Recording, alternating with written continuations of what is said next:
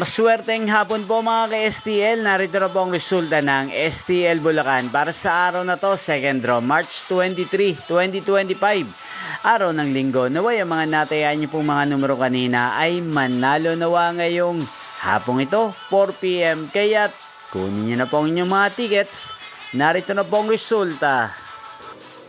Para po sa STL Bulacan, second draw result, March 23, 2025. 4 PM ang mga numerong nanalo, 39 at 30 in exact order. Sa lahat po ng tumaya kanina sa STL Bulacan para second draw ng 39 at 30, congrats po sa inyo, panalo po kayo. Again, 39 at 30. At ngayong hapong ito sa STL Bulacan, natin pong shoutout si Kuya Elyong ng Bulacan. Shoutout po sa inyo Kuya Elyong, sana po ay manalo din ang mga numerong tinatayaan nyo sa STL Bulacan.